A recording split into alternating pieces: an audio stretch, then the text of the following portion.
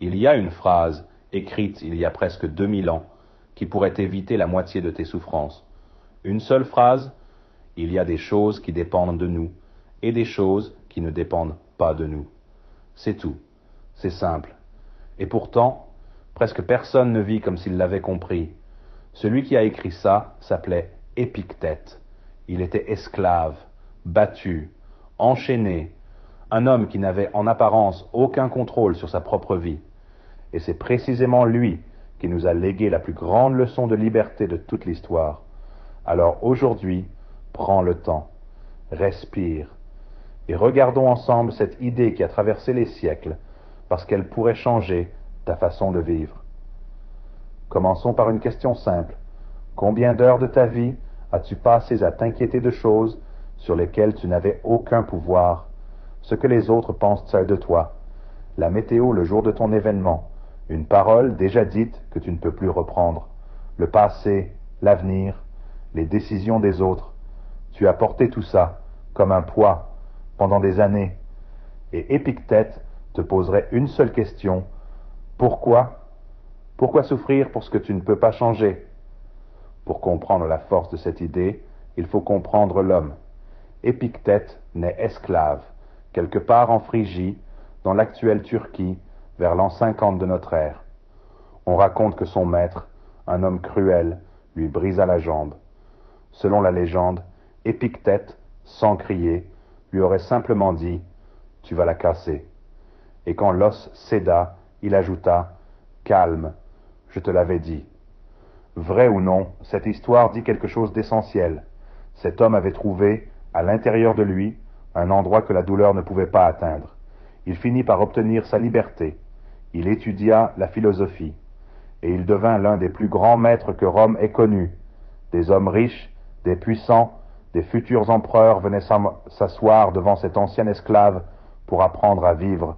Il n'a jamais rien écrit lui-même. Tout ce que nous avons de lui vient de notes prises par un élève. Et pourtant, 2000 ans plus tard, ces mots te parlent encore, à toi, aujourd'hui, où que tu sois. Voici le cœur de son enseignement.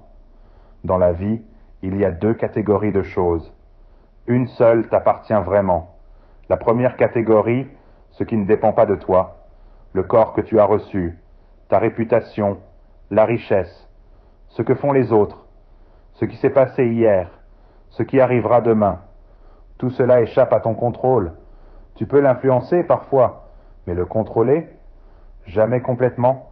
La deuxième catégorie, ce qui dépend de toi, tes pensées, tes jugements, tes réactions, ce à quoi tu choisis de prêter attention, la façon dont tu interprètes ce qui t'arrive, et ça, personne ne peut te le prendre. Toute la sagesse stoïcienne tient dans cette distinction. La paix commence le jour où tu arrêtes de confondre les deux. Pense à tout ce que tu portes en ce moment. La plupart du temps, sans même t'en rendre compte, tu passes tes journées à essayer de contrôler la première catégorie, le regard des autres, le résultat, la réaction de quelqu'un que tu aimes, et tu négliges la seule chose qui t'appartienne vraiment, ton propre intérieur. C'est comme passer sa vie à vouloir changer la météo, tout en oubliant qu'on a un manteau dans le placard.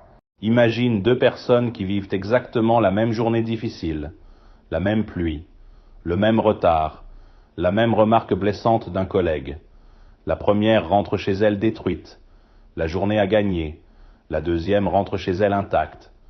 Pas parce que rien ne l'a touchée, mais parce qu'elle a compris quelque chose. Ce ne sont pas les événements qui nous troublent, c'est le jugement que nous portons sur eux.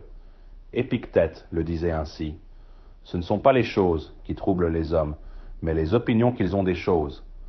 Relis cette phrase lentement dans ta tête. Ce n'est pas la chose, c'est ton opinion sur la chose. Maintenant, sois honnête avec toi-même. La plupart de ton stress ne vient pas de ce qui t'arrive. Il vient de ce que tu te racontes sur ce qui t'arrive. Quelqu'un ne répond pas à ton message. L'événement, c'est ça. Un message sans réponse. Rien de plus. Mais l'histoire que tu te racontes. Il m'ignore. Je l'ai dérangé. J'ai dit quelque chose de mal. Je ne compte pas pour lui. Tu vois? L'événement était neutre. C'est ton esprit qui a créé la souffrance. Et la bonne nouvelle, si c'est ton esprit qui l'a créée, alors c'est ton esprit qui peut la défaire. Prends un autre exemple, un que tu connais sûrement trop bien. Tu fais une présentation, tu donnes le meilleur de toi, et à la fin, 10 personnes te félicitent. Une seule fronce les sourcils. Quel visage emportes-tu chez toi ce soir-là? Celui qui a froncé les sourcils. Toujours, les 10 sourires disparaissent, le seul froncement reste, et tourne en boucle dans ta tête jusqu'à minuit. Épictète te dirait, tu as donné le pouvoir sur ta soirée entière à une personne qui peut-être avait simplement mal au dos. Tu as remis les clés de ta paix à quelqu'un qui ne les a même pas demandées. Mais attention, il ne s'agit pas de tout ignorer, de faire semblant que rien ne te touche. Le stoïcisme n'est pas l'indifférence. C'est une confusion très courante. On imagine le sage stoïcien comme un homme froid, sans émotion, une statue de marbre que rien n'atteint. C'est faux. Épictète ne te demande pas de ne plus rien ressentir. Il te demande de placer ton énergie au bon endroit. Arrête de te battre contre ce que tu ne peux pas changer et investis toute cette force dans ce que tu peux changer, ta réponse, ton attitude, ton prochain pas. C'est ça, la liberté stoïcienne, pas l'absence de tempête, la maîtrise de ton gouvernail. Essayons quelque chose de concret, quelque chose que tu peux utiliser dès aujourd'hui. La prochaine fois que tu sens la tension monter, arrête-toi et pose-toi une seule question. Est-ce que ça dépend de moi? Si la réponse est non, relâche. Tu n'as aucun pouvoir ici. T'inquiéter ne changera rien, sauf t'épuiser. Si la réponse est oui, agis, calmement. Là est ta vraie place. Cette seule question, posée 1000 fois dans ta vie, peut transformer ton existence entière. Une question, 4 mots. Est-ce que ça dépend de moi? Garde-la avec toi, comme une pierre lisse dans ta poche, que tu touches quand le monde devient trop lourd.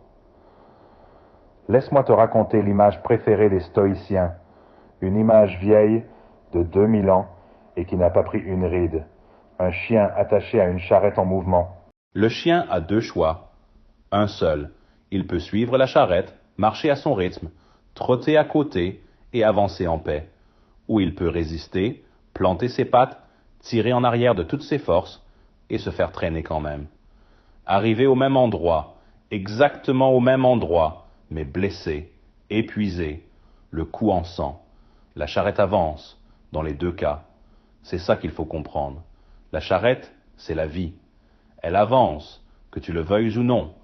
Le temps passe, les choses changent, les gens partent, les saisons tournent. La seule question, la seule, vas-tu marcher avec elle ou te faire traîner? La douleur de la résistance, c'est toi qui l'ajoutes. La vie, elle, avançait déjà. Je veux être clair sur un point, parce que c'est facile de mal comprendre. Accepter ce qui ne dépend pas de toi, ce n'est pas se résigner, ce n'est pas baisser les bras et dire « à quoi bon ?» C'est exactement le contraire. Quand tu arrêtes de gaspiller ton énergie sur ce que tu ne contrôles pas, il te reste soudain une force énorme. Une force que tu peux enfin diriger là où elle compte. Le paysan ne contrôle pas la pluie, mais il prépare la terre. Il sème au bon moment. Il fait tout ce qui dépend de lui. Et il laisse le ciel faire le reste. Voilà l'attitude juste. Faire entièrement ta part et lâcher le reste. L'agitation, c'est vouloir contrôler le ciel. La sagesse, c'est cultiver ton champ. Pensons maintenant à la chose que personne n'aime regarder en face, les autres. Une grande partie de notre souffrance vient des autres, de ce qu'ils font, de ce qu'ils disent, de ce qu'ils pensent de nous. Et c'est exactement là qu'Épictète est le plus tranchant. Le comportement des autres ne dépend pas de toi, jamais. Tu peux être la personne la plus gentille du monde, et quelqu'un te détestera quand même. Tu peux tout donner dans une relation, et l'autre partira quand même. Tu peux avoir raison et ne convaincre personne. Tant que ta paix dépend du comportement des autres, tu ne seras jamais en paix. Tu auras simplement délégué ton bonheur à des gens qui ne savent même pas qu'ils le tiennent entre leurs mains. Reprends-le. Ce bonheur t'appartient. Il y a un autre piège, plus subtil, celui des étiquettes. Cette situation est une catastrophe. Cette personne est insupportable. Cette journée est horrible. Remarque ce que tu fais. Tu ne décris pas. Tu juges. Et Épictète dirait, enlève le jugement et regarde ce qui reste. Une situation, une personne, une journée. Des faits, simplement. Neutres. C'est toi qui colles l'étiquette « catastrophe » dessus. Et une fois l'étiquette collée, tu réagis à l'étiquette, plus à la réalité. Apprends à voir les choses nues, avant que ton esprit ne les habille de peur. Tu te demandes peut-être, mais comment? Comment fait-on, concrètement, pour penser comme ça? Ce n'est pas un interrupteur, c'est un entraînement. Personne ne devient calme en lisant une phrase, on le devient en la pratiquant 1000 fois. Dans les petites contrariétés d'abord, la file d'attente, le retard, le commentaire piquant. Chaque petite contrariété est une salle de sport pour ton esprit. Une occasion de répéter le geste. Est-ce que ça dépend de moi? Non. Je relâche. Et un jour, sans même t'en apercevoir, la grande épreuve arrive. Et tu tiens debout. Parce que tu t'es entraîné, en silence, pendant des années. Revenons à la liberté, parce que c'est le vrai sujet au fond. Nous croyons que la liberté, c'est faire ce qu'on veut, aller où l'on veut, avoir ce que l'on désire. Mais regarde bien, cette liberté-là dépend toujours de quelque chose d'extérieur, de l'argent, de la permission, des circonstances, de la chance.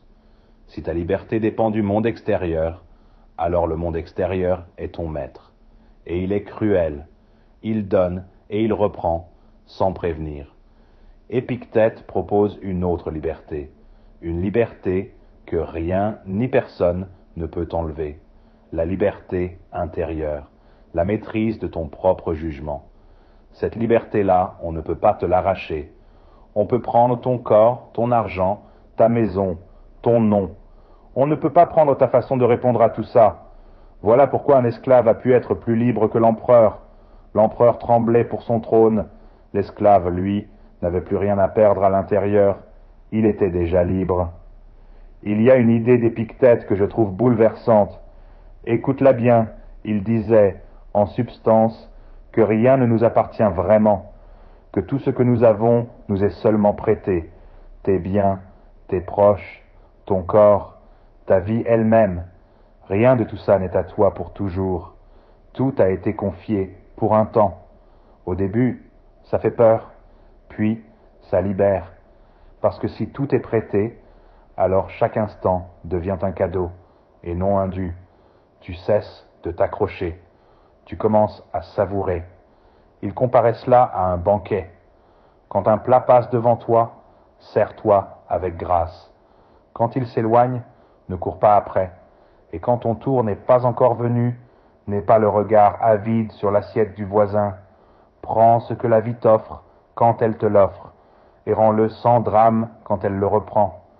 Je sais ce que cette idée peut soulever. Et la perte, et le deuil, faut-il ne rien ressentir? Non, 1000 fois non. Le stoïcien pleure aussi. Il aime, profondément. Il s'attache. Mais il sait au fond de lui que rien n'est éternel. Et cette conscience ne refroidit pas son amour, elle le rend plus brûlant. Quand tu sais qu'un moment ne reviendra pas, tu le vis autrement. Plus pleinement, plus présent. L'impermanence n'est pas l'ennemi de l'amour, elle en est le sel. Alors comment vivre tout cela, jour après jour? Laisse-moi te donner 3 gestes simples. Le premier, le matin. Avant que la journée commence, prends un instant. Rappelle-toi ce que tu peux contrôler aujourd'hui. Tes efforts, ton attitude, ta parole, et ce que tu ne contrôles pas, à peu près tout le reste. Pose cette frontière clairement, avant que le monde ne s'agite. Le deuxième, pendant la journée. Quand une contrariété surgit, la petite question. Est-ce que ça dépend de moi? Non? Tu relâches? Oui? Tu agis? Le troisième, le soir, avant de dormir, repasse ta journée sans te juger. Où t'es-tu laissé traîner par la charrette? Où as-tu marché en paix? Tu n'es pas là pour te condamner, tu es là pour t'entraîner. Demain est une nouvelle salle de sport. 3 gestes. Le matin, la frontière. Le jour, la question. Le soir, le regard. Rien de plus. Et pourtant, tout peut changer. Pensons maintenant à ce qui arrive quand on ne fait pas ce travail. Une vie passée à vouloir tout contrôler, c'est une vie d'épuisement. Tu te bats contre la pluie, tu te bats contre le passé, tu te bats contre l'opinion des gens, contre le trafic, contre le temps qui file, et tu perds. Toujours, parce qu'on ne gagne jamais contre ce qui ne dépend pas de nous. À la fin, il ne te reste plus de force pour ce qui comptait vraiment, pour aimer, pour créer, pour être là, simplement, avec ceux qui sont encore là. C'est ça, la vraie tragédie. Non pas l'épreuve elle-même, mais toute l'énergie gaspillée à refuser le réel au lieu de la donner à la vie. Et pense, au contraire, à ce qui devient possible. Imagine te lever le matin, sans le poids du regard des autres sur tes épaules. Imagine traverser une journée difficile sans qu'elle te détruise. Imagine entendre une critique et rester droit, parce que tu sais ce qui dépend de toi et ce qui appartient à celui qui parle.